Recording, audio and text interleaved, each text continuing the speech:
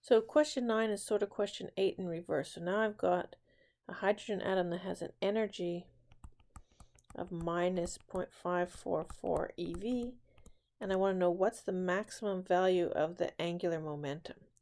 So I need to find out what my n value is, and then from my n find out what my biggest value of the orbital angular momentum quantum number is, and then that'll give me my L. All right, so E is equal to minus 13.6 over n squared. So if I rearrange that, I get n squared is equal to minus 13.6 over 0.544, so that's 25. So if n squared equals 25, then n is equal to the square root of 25, or 5. All right, so I've got an n value of 5. So what values of L can I have? I can have L equals 0, 1, 2, 3, and 4, right? I can go to 1 less than n. So this is going to have my biggest value of L. So what's L? The angular momentum is square root of little l times little l plus 1 times h bar. And now I'm just going to put in what my biggest little l is. So it's going to be 4 times 4 plus 1, which is 5, times h bar. So it's going to be 2 root 5 h bar. And if you wanted to, depending on how the problem asks it, you could put it into your calculator and actually get a numerical value.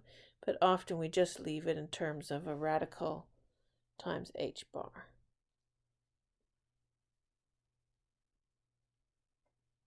Okay, question 10 is the kind of question that will often come up on a test. So you need to make sure you know how to do it.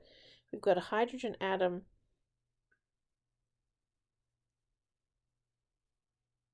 in the n equals 3 state.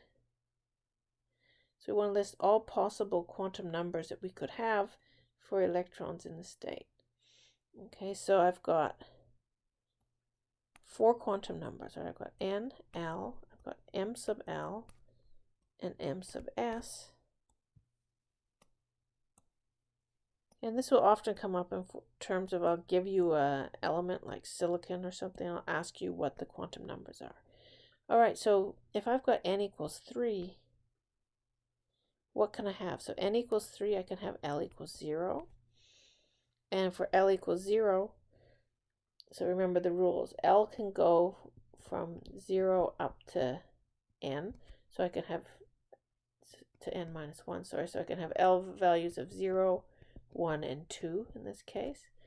My m sub L values go from minus L to plus L. So if I'm in an L equals 0 state, my m sub L values can only be 0, from minus 0 to plus 0.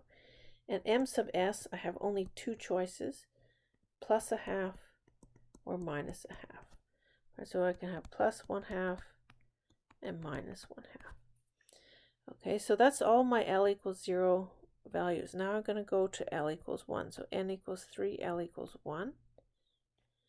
All right, so when L equals 1, that's the P shell, and I can have 6 possible values. So I'm going to go ahead and put those 6 in there. 1, 2, 3, 4, 5, 6. And let's try and figure out what they can be. Well, my L values my ML values can go from minus L to plus L. So my ML values could be minus 1, they could be 0, and they can be plus 1. And for each of those ML values, I can have MS values of plus a half and minus a half.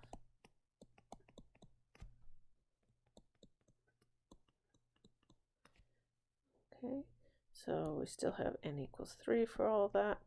All right, and then lastly, I have my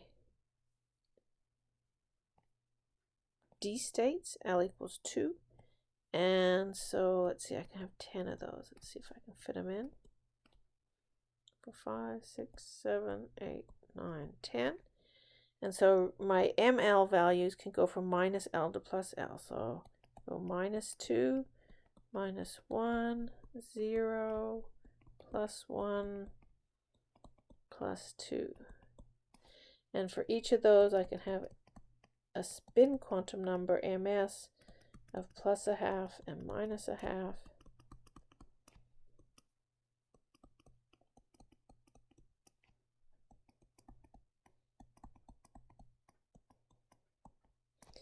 Okay, so this has completely filled in all the possible different quantum numbers that the single electron in a hydrogen atom could be in if I know that its state is n equals 3. So we've got 2, 6, and 10 for an S, a P, and a D state.